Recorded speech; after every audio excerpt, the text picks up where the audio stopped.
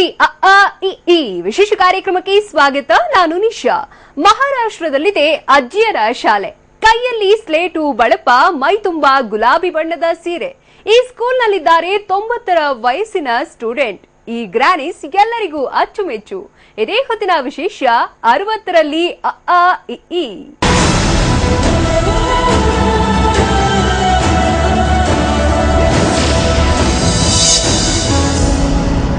ಎಷ್ಟೋ ಮಕ್ಕಳು ಮನೆಯಲ್ಲಿ ಸ್ಕೂಲ್ಗೆ ಹೋಗುವ ಅಂದ್ರೆ ಸಾಕು ಅಳೋಕೆ ಶುರು ಮಾಡ್ತವೆ.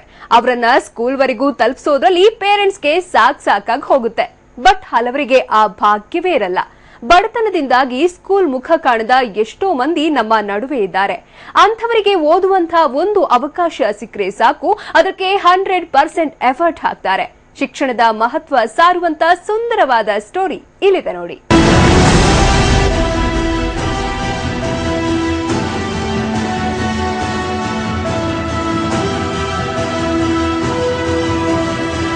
ಯಾವುದೇ ಒಂದು ರಾಷ್ಟ್ರದ ಭವ್ಯ ಭವಿಷ್ಯ ನಿರ್ಧಾರ ಆಗುವುದು ಕ್ಲಾಸ್ ರೂಮ್ ಕೋಣೆಯಲ್ಲಿ. ಎಲ್ಲ ಮಕ್ಕಳಿಗೂ, ಯುವಕರಿಗೂ ಹಾಗೂ ವಯಸ್ಕರಿಗೂ ಸರಿಯಾದ ಶಿಕ್ಷಣ ಒದಗುವಂತೆ ಆಗಬೇಕು. ಅಂದಾಗ್ಲೇ ಎಲ್ಲರೂ ಸಮಾಜದಲ್ಲಿ ಮುಖ್ಯ ವಾಹಿನಿಗೆ ಬರೋಕೆ ಸಾಧ್ಯ ಇದೆ. ಶಿಕ್ಷಣ ಎಂಬ ಪದಕ್ಕೆ ವ್ಯಾಪಕ ಅರ್ಥ ಇದೆ. ಶಿಕ್ಷಣ ಕ್ಷೇತ್ರಕ್ಕೆ ಬೆಲೆ ಕಟ್ಟೋಕೆ ಆಗೋದಿಲ್ಲ. ಭಾರತದ ಸುಧಾರಿತ ಶಿಕ್ಷಣ ವ್ಯವಸ್ಥೆಯು ದೇಶದ ಆರ್ಥಿಕ ಬೆಳವಣಿಗೆಗೆ ಒಂದು ಪ್ರಮುಖ ಕೊಡುಗೆ. ನಾವಿಲ್ಲಿ ಶಿಕ್ಷಣದ ಮಹತ್ವವನ್ನ ಹೇಳೋಕೆ ಕಾರಣ ಮಹಾರಾಷ್ಟ್ರದ ಗುಲಾಬ್ ಗ್ಯಾಂಗ್.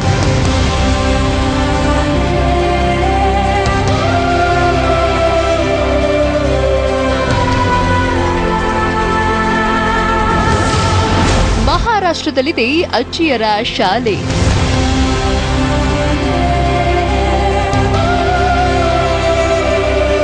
ಗುಲಾಬಿ ಬಣ್ಣದ ಸೀರೆ ಉಟ್ಟು, ಕೈಯಲ್ಲಿ ಸ್ಕೂಲ್ ಬ್ಯಾಗ್ ಹಿಡಿದು ಅಜ್ಜಿಯರು ಹೀಗೆ ಶಾಲೆಗೆ ಹೋಗ್ತಿದ್ರೆ ಅದನ್ನ ನೋಡೋದೇ ಒಂದು ಚೆಂದ. ಮಾಮೂಲಾಗಿ ಎಲ್ರೂ ಯಾವ ವಯಸ್ಸಲ್ಲಿ ಸ್ಕೂಲ್ಗೆ ಹೋಗ್ತಾರೆ? ಅಬ್ಬಬ್ಬ ಅಂದ್ರೆ 3ನೇ ವರ್ಷದಿಂದ 25 ಅಥವಾ 30ನೇ ವರ್ಷದ ತನಕ ವಿದ್ಯಾಭ್ಯಾಸ ಮಾಡಬಹುದು. ಆದ್ರೆ ಮಹಾರಾಷ್ಟ್ರದ ಥಾನೆ ಜಿಲ್ಲೆಯ ಫಂಗಾನೆಯಲ್ಲಿ ವಿಚಿತ್ರ ಶಾಲೆಯೊಂದಿದೆ. ಇಲ್ಲಿ ಶಿಕ್ಷಣ ಪಡೆಯೋಕೆ ಬರೋರೆಲ್ಲರೂ ವಯಸ್ಸಾದ ಅಜ್ಜಿಯರು.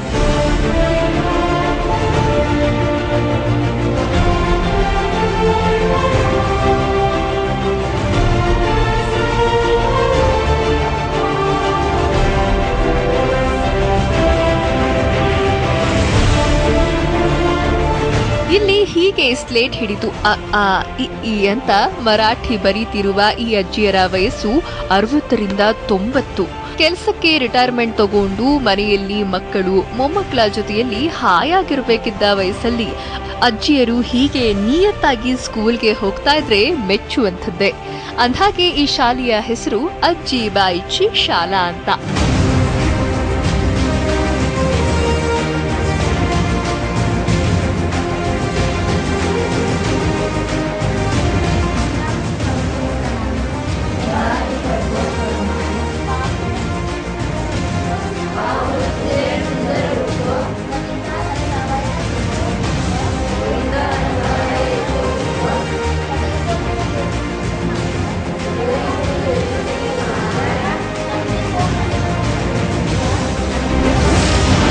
ಮಹಿಳಾ ದಿನಾಚರಣೆಗೆ ಓಪನಿಂಗ್ ಆಯ್ತು ಗ್ರಾನಿ ಸ್ಕೂಲ್. ಅಜ್ಜಿಯರಿಗೂ ಇದೆ ಸ್ಕೂಲ್ ಯೂನಿಫಾರ್ಮ್. ಮಹಾರಾಷ್ಟ್ರದ ಥಾನೆ ಜಿಲ್ಲೆಯ ಫಂಗಾನೆಯಲ್ಲಿರುವ ಈ ಶಾಲೆ ಉದ್ಘಾಟನೆಯಾಗಿದ್ದು ಕಳೆದ ವರ್ಷ ಮಾರ್ಚ್ 8 ಅಂತಾರಾಷ್ಟ್ರೀಯ ಮಹಿಳಾ ದಿನಾಚರಣೆಯಂದು. ಆರಂಭದ ದಿನಗಳಲ್ಲಿ ಪುಟ್ಟದಾದ ಜಾಗವೊಂದರಲ್ಲಿ ಈ ಅಜ್ಜಿಯರಿಗೆ ಪಾಠವನ್ನ ಹೇಳಿಕೊಡಲಾಗ್ತಾ ಇತ್ತು. ಆ ಸ್ಥಳದಲ್ಲಿ ಸ್ಥಳ ಕೊರತೆ ಇದ್ದಿದ್ದರಿಂದ ಇತ್ತೀಚೆಗೆ ನಡೆದ ಗಣರಾಜ್ಯೋತ್ಸವ ದಿನಾಚರಣೆಯ ವೇಳೆ ಶಾಲೆಯನ್ನ ಹೆಚ್ಚಿನ ಜಾಗವಿರುವ ಪ್ಲೇಸ್ಗೆ ಸ್ಥಳಾಂತರ ಮಾಡಲಾಗಿದೆ. ಈ ಶಾಲೆಯಲ್ಲಿ ಸುಮಾರು 27 ವಿದ್ಯಾರ್ಥಿನಿಯರಿದ್ದು ಎಲ್ಲರೂ ಒಟ್ಟಾಗಿ ಓದು, ಬರವಣಿಗೆಯ ಕಾರ್ಯಗಳನ್ನ ಮಾಡ್ತಿದ್ದಾರೆ. ಅದ್ಹಾಗೆ ಇವರಿಗೆ ಸ್ಕೂಲ್ ಯೂನಿಫಾರ್ಮ್ ಕೂಡ ಇದೆ. ಪಿಂಕ್ ಸೀರೆ ಯೂನಿಫಾರ್ಮ್ ಧರಿಸಿಯೇ ಇವರು ಸ್ಕೂಲ್ಗೆ ಬರಬೇಕು.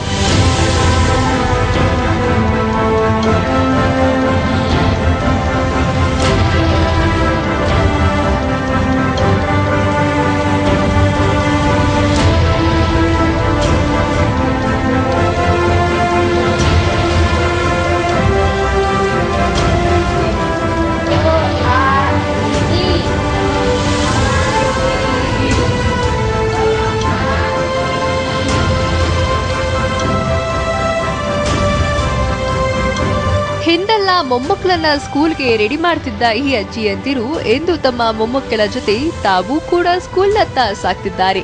ಡೈಲಿ ಮನೆ ಕೆಲಸದಲ್ಲೇ ತಲ್ಲೀನರಾಗ್ತಿದ್ದ ಇವರು ಇಂದು ವಿದ್ಯಾಭ್ಯಾಸದಲ್ಲಿ ತಮ್ಮನ್ನ ತಾವು ತೊಡಗಿಸಿಕೊಂಡಿರುವುದಕ್ಕೆ ಖುಷಿಯನ್ನ ವ್ಯಕ್ತಪಡಿಸಿದ್ದಾರೆ.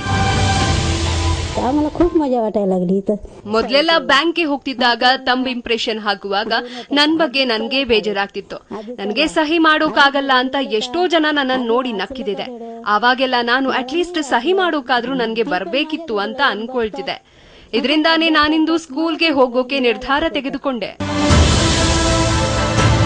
ಕಾಂತಾಬಾಯಿಯಂತೆ ಹಲವಾರು ಅಜ್ಜಿಯಂದಿರು ತಮ್ಮ ಕಲಿಕೆಯ ಆಸೆಯನ್ನ ಅಜ್ಜಿ ಬಾಯ್ಚಿ ಶಾಲೆಯ ಮೂಲಕ ಈಡೇರಿಸಿಕೊಳ್ತಿದ್ದಾರೆ. ಅವರ ಈ ಸ್ಫೂರ್ತಿಗೆ ಶಾಲಾ ಶಿಕ್ಷಕರು, ಮನೆಯ ಮಕ್ಕಳು ಪ್ರೋತ್ಸಾಹಿಸುತ್ತಿದ್ದಾರೆ. ಬಾಲ್ಯದಲ್ಲಿ ವಿದ್ಯಾಭ್ಯಾಸ ಕೈಗೆಟಕದೇ ಇದ್ರೆ ಏನಂತೆ, ಇಂದು ತಮಗೆ ಸಿಕ್ಕಿರುವ ಅವಕಾಶವನ್ನ ಸದುಪಯೋಗ ಪಡಿಸಿಕೊಳ್ತಿದ್ದಾರೆ.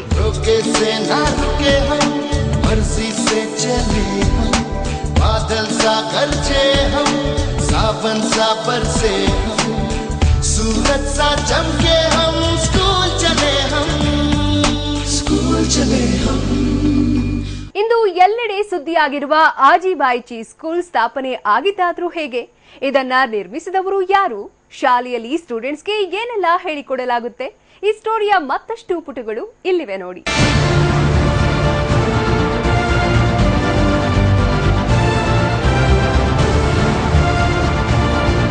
ಒಂದೊಂದು ಪುಟ್ಟ ಗ್ರಾಮದಲ್ಲಿ ಅಜ್ಜಿಯರು ಹೀಗೆ ಸ್ಕೂಲ್ಗೆ ಹೋಗ್ತಾ ಇದ್ರೆ ಎಂಥವರಿಗಾದ್ರೂ ಆಶ್ಚರ್ಯವೇ. ಈ ವಯಸ್ಸಿನಲ್ಲೂ ಅದೆಂಥ ಆಸಕ್ತಿ ಇವರಿಗೆ. ಇವರ ಈ ಕಲಿಕಾ ಆಸಕ್ತಿ ಪ್ರತಿಯೊಬ್ಬರಿಗೂ ಸ್ಫೂರ್ತಿದಾಯಕವಾಗಿದೆ.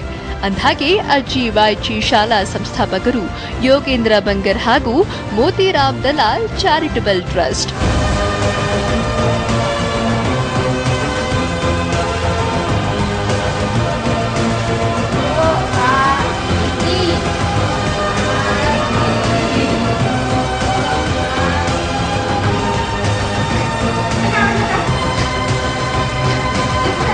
ಒಂದು ದಿನ ವೃದ್ಧರೊಬ್ಬರು ಯೋಗೇಂದ್ರ ಬಂಗರ್ ಬಳಿ ಬಂದು ತನಗೆ ಕನಿಷ್ಠ ಪವಿತ್ರ ಗ್ರಂಥಗಳನ್ನಾದ್ರೂ ಓದುವ ರೀತಿ ಆಗ್ಬೇಕು ಅಂತ ತಮ್ಮ ಹಂಬಲವನ್ನ ಹಂಚಿಕೊಂಡ್ರಂತೆ. ಆಗ ಇಂತಹ ಒಂದು ಶಾಲೆ ಸ್ಥಾಪಿಸುವ ಯೋಚನೆ ಬಂತು ಅಂತಾರೆ ಬಂಗರ್.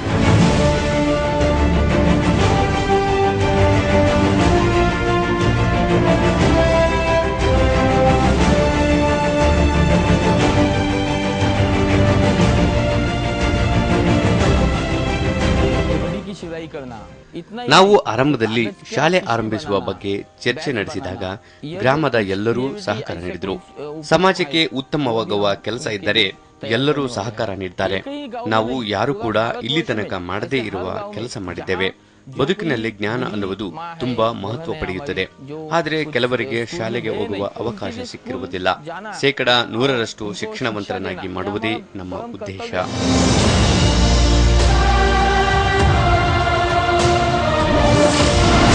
ಪಾಠದ ಜೊತೆ ಪಿಕ್ನಿಕ್ ಆಫರ್. ಪೇಪರ್ ಬ್ಯಾಗ್ ತಯಾರಿಕೆಯಲ್ಲೂ ಮುಂದಿದ್ದಾರೆ ಇವರು. ಸುಮಾರು 27 ವಿದ್ಯಾರ್ಥಿನಿಯರಿರುವ ಈ ಶಾಲೆಯಲ್ಲಿ ಎಲ್ಲರೂ ಒಟ್ಟಾಗಿ ಓದು ಬರಹವನ್ನ ಮಾಡ್ತಿದ್ದಾರೆ. ಓದಿನ ಜೊತೆಗೆ ಇಲ್ಲಿನ ವಿದ್ಯಾರ್ಥಿನಿಯ ಅಜ್ಜಿಯಂದರಿಗೆ ಪೇಪರ್ ಬ್ಯಾಗ್ ತಯಾರು ಮಾಡುವುದು ಕೂಡ ಹೇಳಿಕೊಡಲಾಗ್ತಿದೆ. ಮುಂದಿನ ದಿನಗಳಲ್ಲಿ ಇವರನ್ನ ಪಿಕ್ನಿಕ್ ಕರ್ಕೊಂಡು ಹೋಗುವ ಯೋಜನೆ ಇದ್ದು ಇದಕ್ಕಾಗಿ ಅಜ್ಜಿಯಂದಿರು ಕಾತುರದಿಂದ ಎದುರು ನೋಡ್ತಿದ್ದಾರೆ.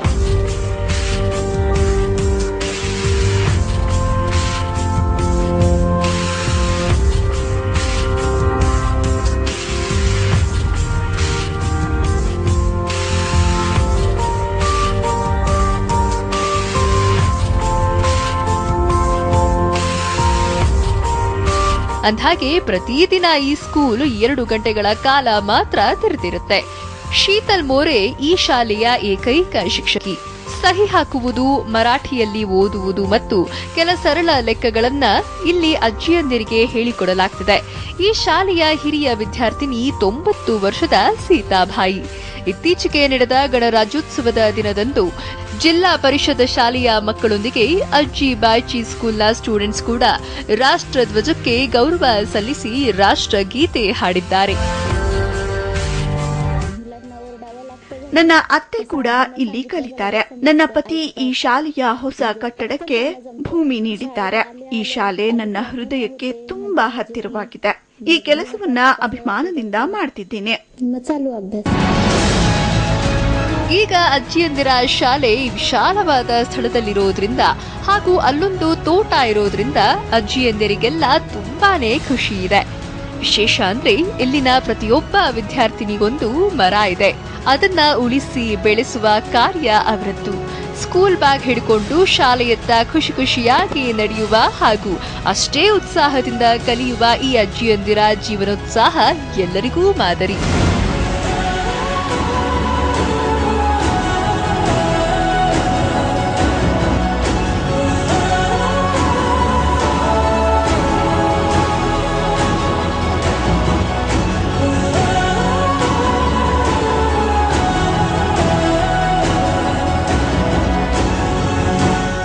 ವಯಸ್ಸಾದವರು ಸಮಾಜಕ್ಕೆ ತುಂಬಾ ಹತ್ತಿರದವರಾಗಿದ್ದಾರೆ ಅನ್ನೋ ಸಂದೇಶ ಸಾರುವ ಉದ್ದೇಶ ಈ ಶಾಲೆಯದಾಗಿತ್ತು. ಈ ಕಾರ್ಯಕ್ಕೆ ಯಾವುದೇ ದೇಣಿಗೆಯನ್ನ ಶಾಲಾ ಸಂಸ್ಥಾಪಕರು ಸಂಗ್ರಹಿಸುವುದಿಲ್ಲ. ಯಾಕಂದ್ರೆ ಈ ಶಾಲೆ ಅವರಿಗೆ ಮಗುವಿದ್ದಂತೆ. ಈ ವಯಸ್ಕರ ಶಾಲೆ ಇಂದು ಸೋಷಿಯಲ್ ಮೀಡಿಯಾ ಮತ್ತು ಸುದ್ದಿ ಮಾಧ್ಯಮಗಳಲ್ಲಿ ದೊಡ್ಡ ಹೆಡ್ಲೈನ್ ಆಗಿ ಸುದ್ದಿ ಮಾಡ್ತಿದೆ. ವಯಸ್ಕರ ಸ್ಕೂಲ್ ಇನ್ನಷ್ಟು ಬೆಳೀಲಿ ಅಂತ ನಾವು ಆಶಿಸ್ತೇವೆ. ಇದು ಈ ಹೊತ್ತಿನ ವಿಶೇಷ. ನಿರಂತರ ಸುದ್ದಿಗಾಗಿ ನೋಡ್ತಾ ಇರಿ TV9.